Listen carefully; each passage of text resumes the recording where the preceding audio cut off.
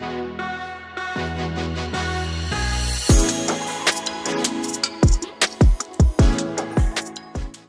what's up, guys? Welcome back. This is your boy the Adamslink. How you guys doing? Welcome to another crazy video. And firstly, good morning, good afternoon, good evening, depending on where you guys are watching this video from. I hope you guys are having a wonderful day, and you guys are letting off the steam of the general election, the governorship election, the rep, and the Senate election. So let us relax and forget about this Igbo and Yoruba fight that is not there, and meanwhile people are just trying to make that up. So finally, after INEC granted Peter Obi and his team to observe their server and beavers, well, I think they have gotten enough evidence, and now Peter Obi formally submitted a petition at Presidential Election Tribunal challenging Tinubu's victory. So it's now the main battle one to start. The first one was with INEC, asking them to go into their server and all the rest. Of course, you saw how the battle went.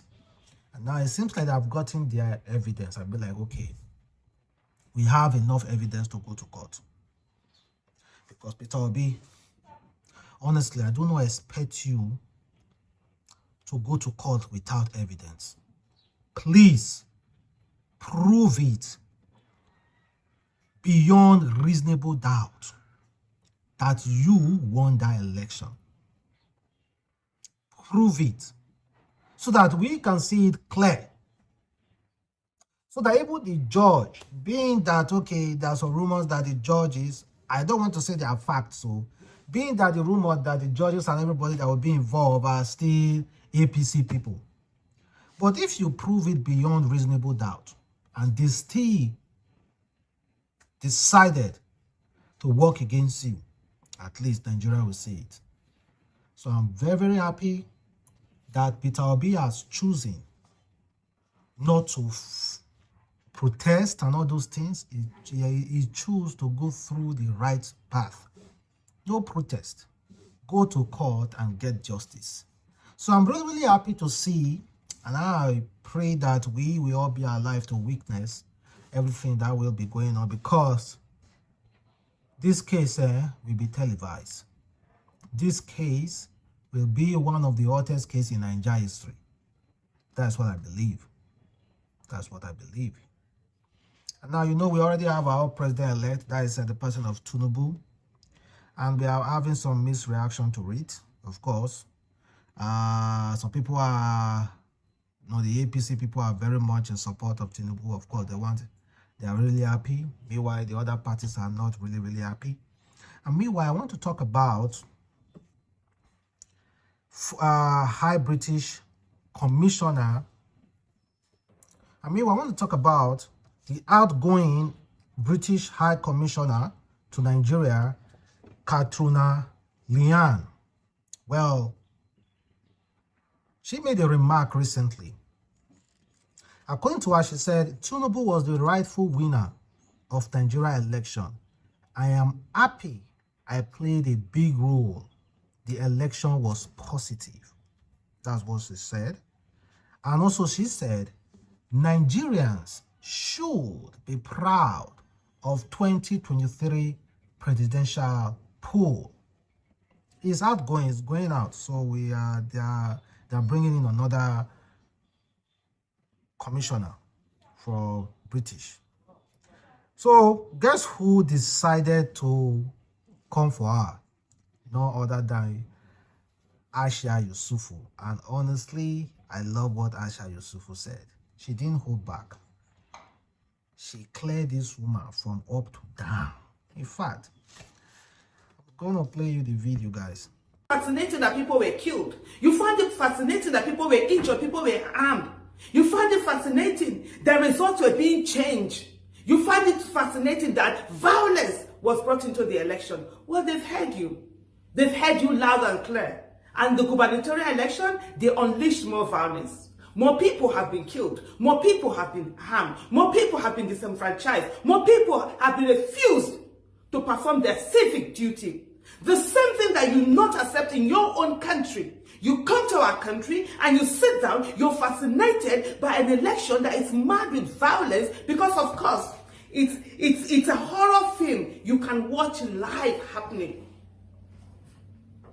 Again and again and again we have stand this double standard, this two-faced standard. We do not one thing. You sit in your pretty little countries, you have election where people are free to go out and vote, where nobody is afraid for their lives, where nobody is killed when they go out for election, and then you come to our own place, you accept a minimal standard. You're okay with, a few being killed because those few are not part of your families. Those few are not your citizens. We do not need handouts from you. We do not need handouts from these nations. You sit down, you constantly want our country to be down, you want our continent to be down, so that you say, we sent them £5 million for the election. Taxpayers' money. Do we look like we need £5 million? Does Nigeria look like it needs £5 million? We have said to you, stop giving an enabling environment for people who loot our nation dry and take them to your places and invest them there. There must be minimum standard. We're sitting down here, people are being killed because they want to exercise their civic duty. And you come to tell us that we should be proud of an election that is so mad.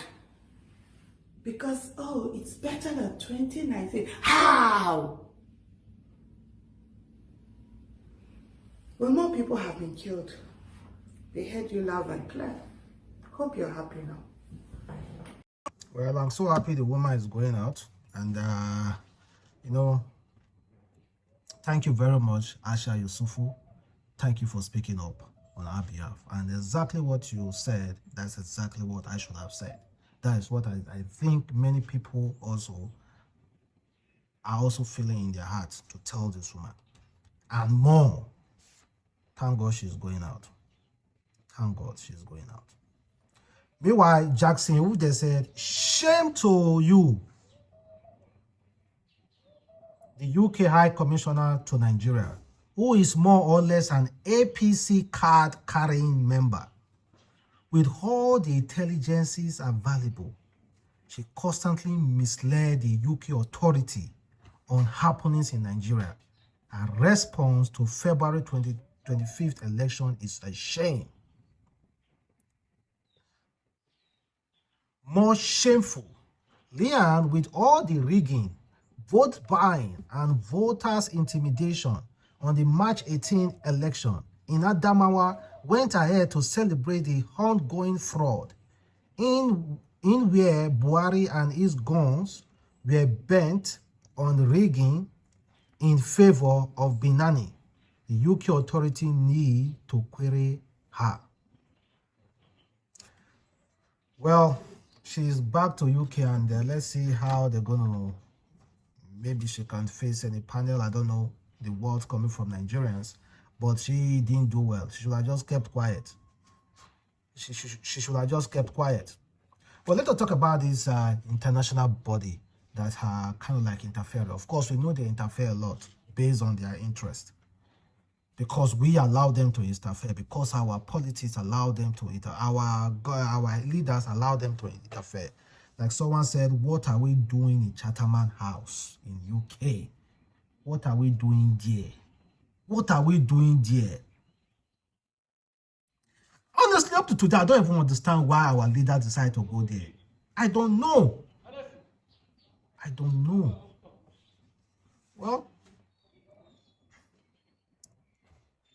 so, and again, guys, I want to play you a video coming from Senator Orji Uzor Kalu.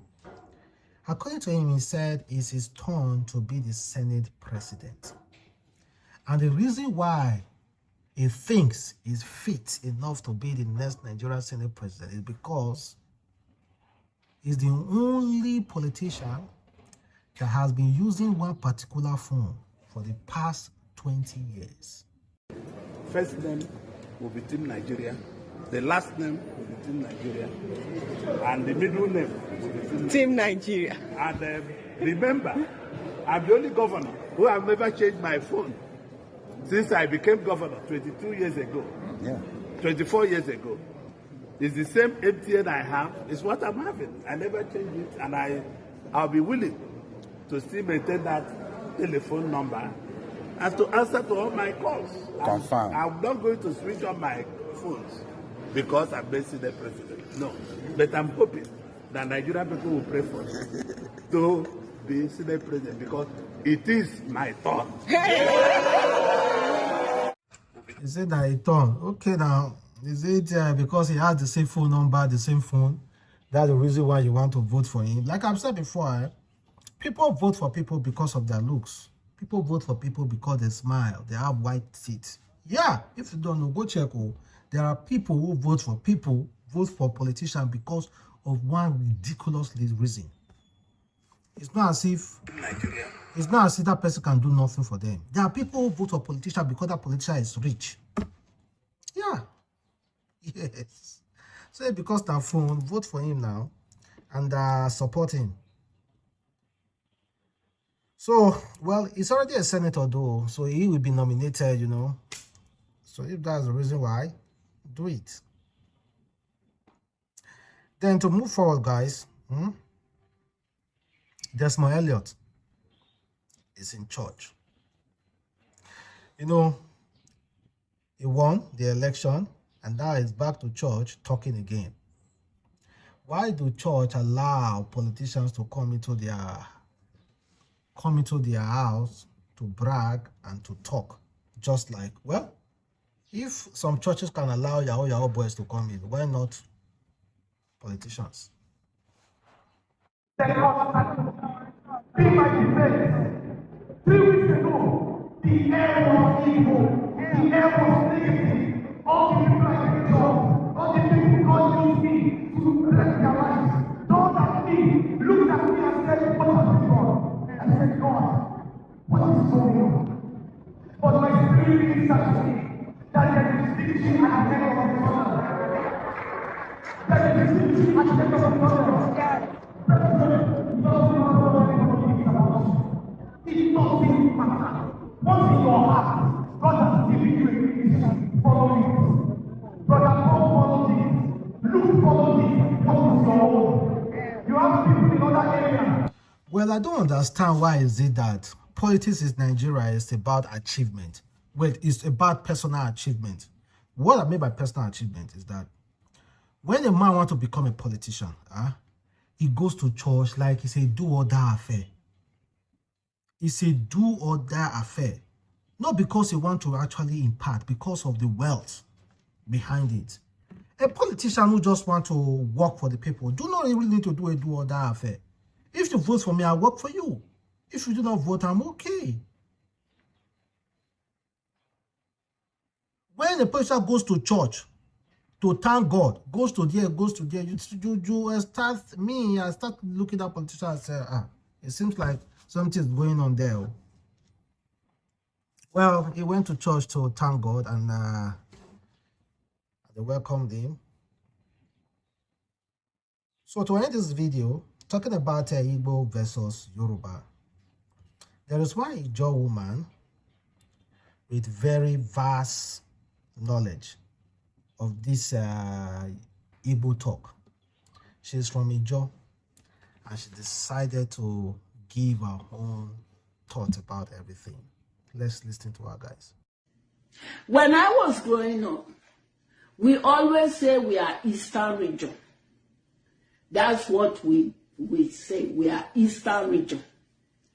I don't even know anything about Yoruba or Hausa or anything. Now Igbo, Eastern region. Yes. Now we know. On each market, now we go. When I was growing up, I schooled in Sapele, my secondary school, Zix Academy. Zix Academy.